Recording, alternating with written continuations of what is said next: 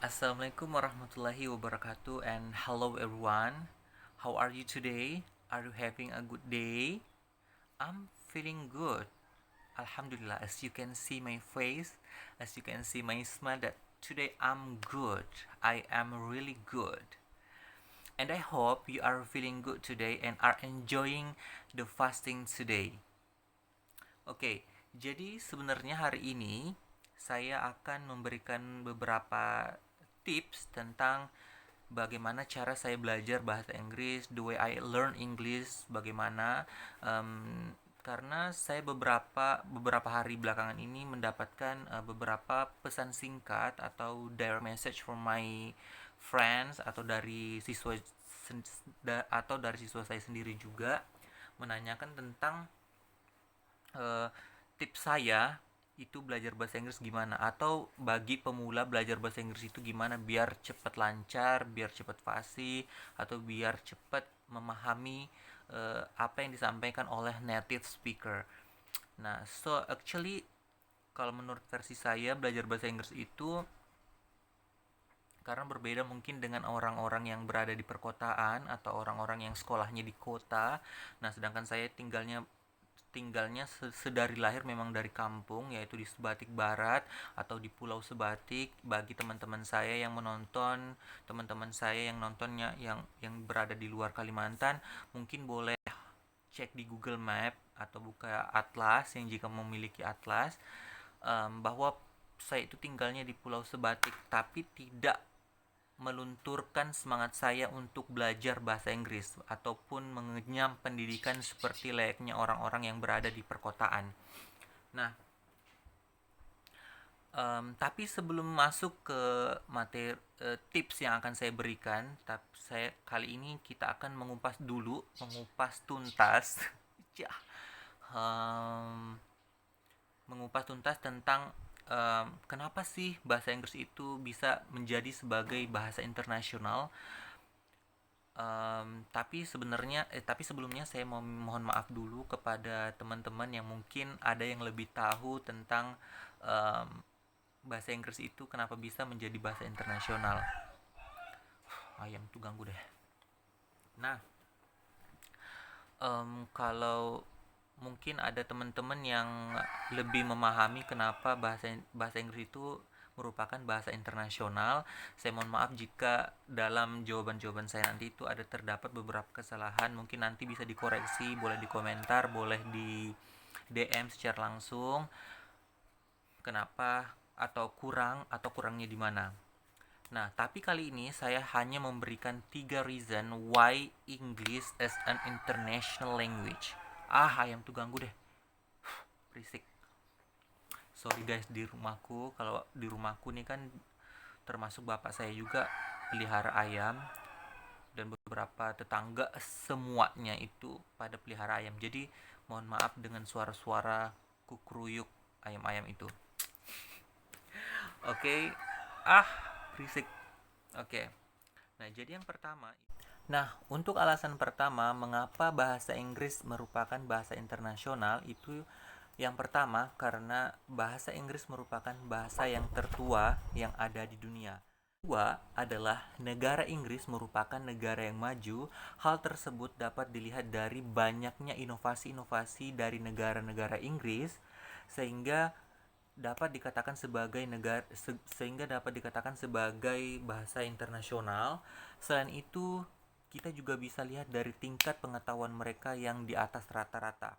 Nah, alasan yang ketiga adalah negara Inggris merupakan negara yang dengan rekor terbanyak menjajah negara.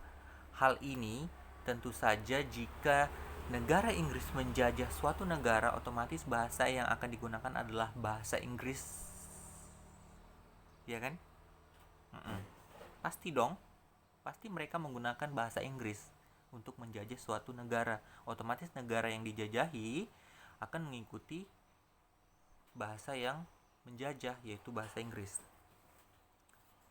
Nah, selanjutnya kita kembali ke negara kita sendiri, negara Indonesia. Nah, di kurikulum pendidikan dari jenjang pendidikan SD, SMP, SMA, saya waktu SD dulu sempat merasakan pelajaran bahasa Inggris dan ujian nasional pelajaran bahasa Inggris. Nah, sekarang berbeda. Di SD bahasa Inggris ditiadakan, otomatis lulusan SD yang masuk ke tingkat SMP itu beberapa dari siswa itu nampaknya kebingungan belajar bahasa Inggris, apalagi yang dari basicnya saja mereka bingung, mereka tidak mengetahui. Seperti itu. Anyway, saya belajar bahasa Inggris dulu, sedari dulu sampai sekarang itu belajarnya otodidak atau belajar sendiri.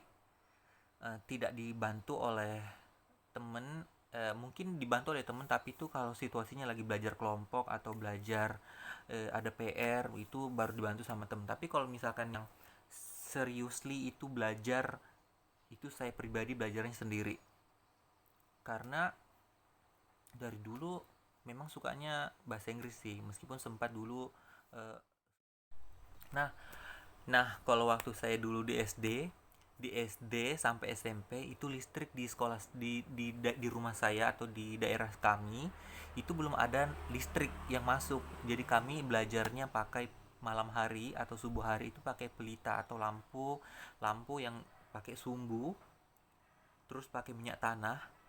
Kemudian kalau pagi-pagi ke sekolah itu kadang di sini tuh hitam karena kan asapnya lampu. Jadi ya itu pengalaman yang waktu dulu di SD SMP belum ada listrik, jadi kita belajarnya pakai lampu pelita atau lampu yang ada yang biasanya di apa sih lampu itulah deh namanya. Nah kemudian di SMP juga gitu, masih belum ada listrik pada saat SMA. SD SMP-nya saya di Sebatik Barat.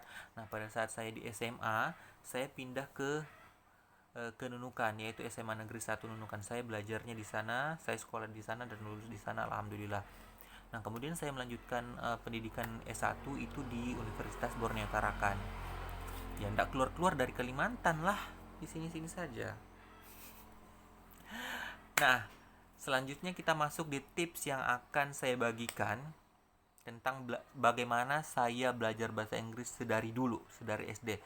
Nah tips yang pertama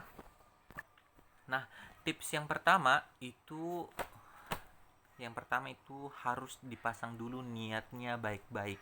Niat mau belajar bahasa Inggris, niatnya mau pintar bahasa Inggris, niatnya mau jago bahasa Inggris gimana. Meskipun saya juga sebenarnya belum terlalu jago, masih level biasa aja sebenarnya.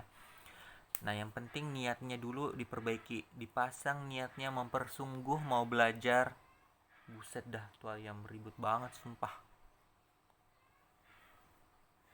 Nah, kalau niatnya sudah dipasang dengan baik-baik, insya Allah yang lain pasti akan ngikutin. Pasti akan rajin. Kalau niatnya saja di awal tidak baik, hanya bermodalkan berbicara di mulut, iya pengen pintar, tapi niatnya tidak mau, tidak serius, percuma. Jadi saran saya niatnya dulu dipasang baik-baik, serius mau belajar, serius mau mengetahui bahasa Inggris, serius mau memperdalam bahasa Inggris. Itu. Yang kedua, pelajari terlebih dahulu kata-kata bahasa Inggris dasar. Seperti apa itu bahasa Inggris dasar? Kata-kata dasar seperti kata tunjuk, kamu, dia, mereka, atau subjek deh. Subjek, pronoun, seperti itu. Atau part of speech. Ada kata benda, kata sifat, kata kerja, kata penghubung, dan lain sebagainya. Ya, itu kata dasarnya dulu yang harus dikuasai. Jangan langsung kayak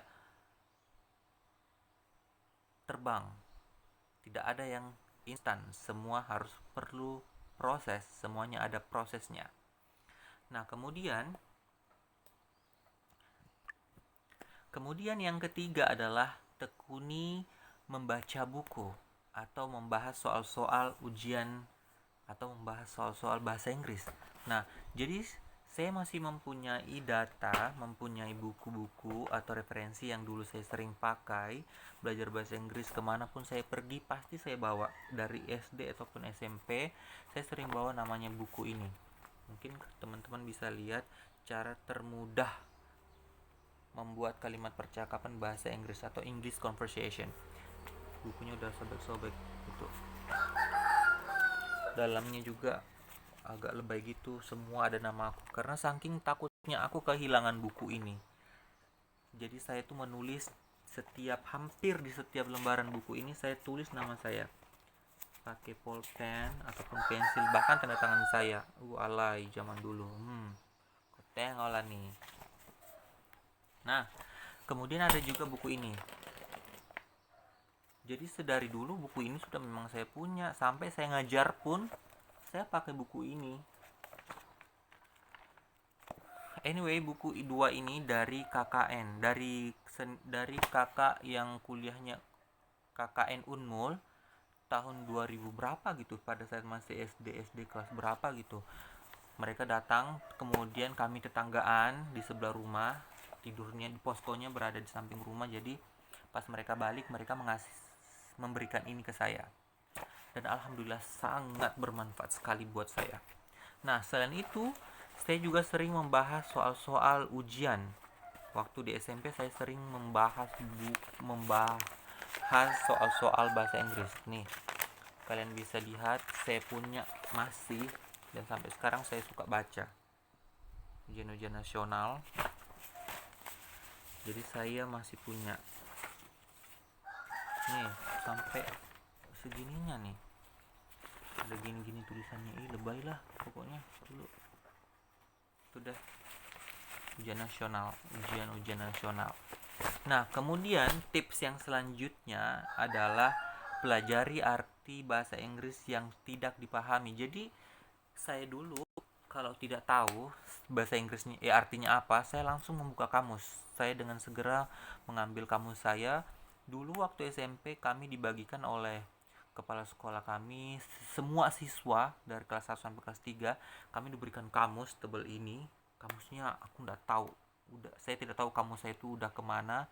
Mungkin dipinjam sama temenku, hilang, atau mungkin dipakai adekku, atau mungkin dipakai sepupuku, karena terlalu banyak yang pinjam pada waktu itu. Sampai sekarang saya tidak tahu di mana kamus kesayangan saya itu. Saya langsung buka, kemudian saya membawa sebuah buku, saya tulis bahasa Inggrisnya, saya tulis artinya. Seperti itu. Lalu saya menghafalkannya. Jujur, saya dulu suka menghafal bahasa Inggris, tapi lambat laun ternyata bahasa Inggris itu tidak perlu dihafal, tapi yang perlu adalah kita practice every day. Kita harus mempraktekkannya setiap hari, sehingga bisa memfosil di otak, bisa tertanam di kepala kita, sehingga kapanpun kita gunakan itu akan keluar dengan sendirinya. Nah, untuk tips selanjutnya, yaitu tips yang kelima adalah menulis dalam bahasa Inggris atau membuat diary life, atau tentang diary, atau apa sih bahasa Indonesia diary ini, ya tentang curhatan kita di dalam kehidupan sehari-hari.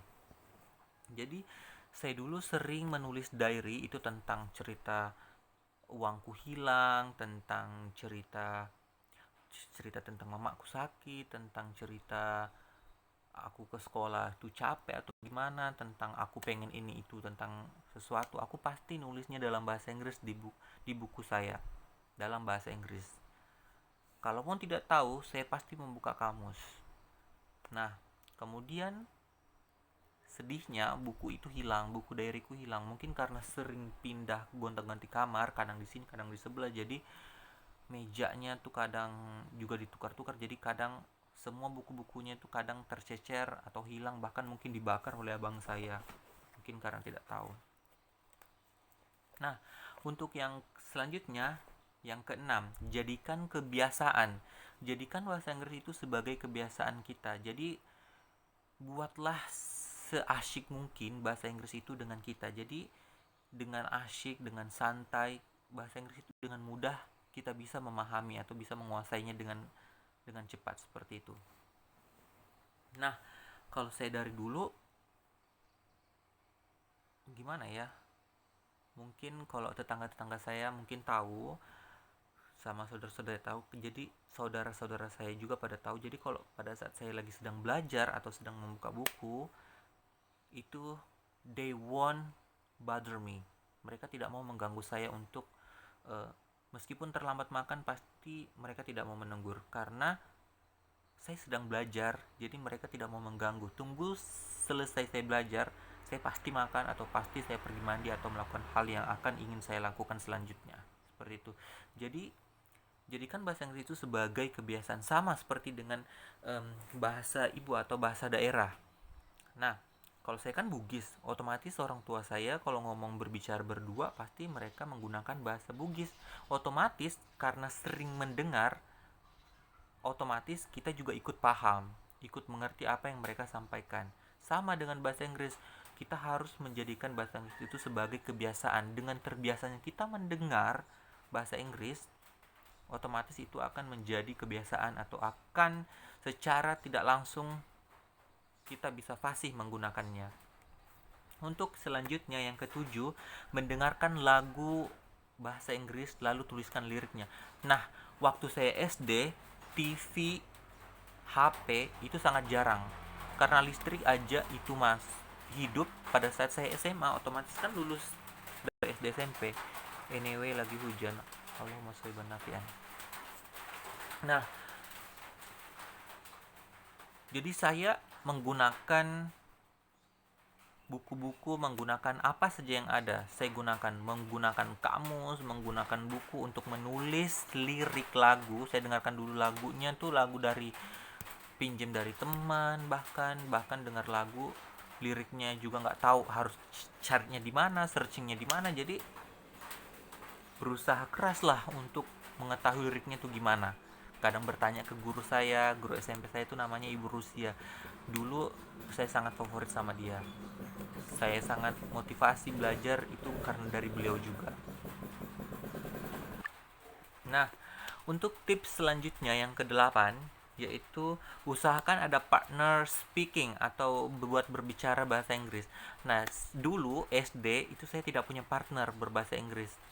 Mungkin karena SD mungkin masih dalam keadaan kondisinya tertutup, jadi ya belajarnya masih sendiri-sendiri, masih di rumah, masih sembunyi-sembunyi, mungkin karena takut dibully, nanti dibilang kamu nih sok pintar atau sok gimana, sok rajin atau gimana. Tapi alhamdulillah teman-temanku juga rata-rata ya sibuk pada dirinya sendiri, jadi tidak ada kesempatan untuk mau membuli gitu.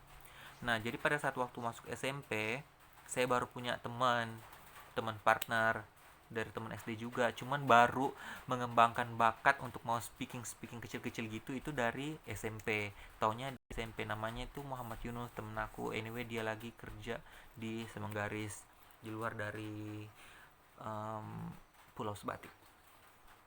Jadi kalau saya sama dia lagi ingin membicarakan tentang sesuatu yang bersifat rahasia atau membuat lucu-lucu atau menggosipkan orang, biasanya aku ngobrolnya ke dia atau dia ngobrolnya ke aku gitu, ngomongnya pakai bahasa Inggris. Mau salah mau benar tetap hajar aja, karena bahasa Inggris itu jangan pernah takut salah. Yang penting kita mau belajar untuk memperbaiki kesalahan kita yang tadi atau yang sebelumnya atau yang sesudahnya sebelum sesudahnya gitu. Pokoknya jangan pernah takut salah untuk ngomong ataupun menulis dalam bahasa Inggris. Berbeda dengan konteksnya kalau ujian, ya memang harus ekstra belajar gitu, ekstra harus tahu, harus understand. Anyway, bapakku baru datang dari masjid dan dia langsung ngaji dong. Oke, kita tetap lanjut. Nah, jadi tidak ada alasan bahwa tidak punya partner itu tidak bisa berbahasa Inggris. Saya tidak punya partner dari SD, SMP itu pun ada, itu pun cuma 2 sampai 3 tahun. Masuk SMA, saya juga tidak punya partner karena bertemu semua orang-orang hebat. Justru saya semakin menutup diri karena di SMA waktu itu saya ketemu sama teman-teman yang hebat, teman-teman hebat dari SMP 1, SMP 2, bahkan dari ada yang Cina, ada yang dari luar lah rata-rata. Jadi tidak ada alasan untuk tidak bisa. Harus yakin dengan diri kalian sendiri. Oke, untuk yang terakhir, bukan tips tapi mungkin lebih ke kata-kata golden tips for English learning. Jadi belajar bahasa Inggris itu tidak cukup dari bangku sekolah ataupun dari tempat-tempat kursus.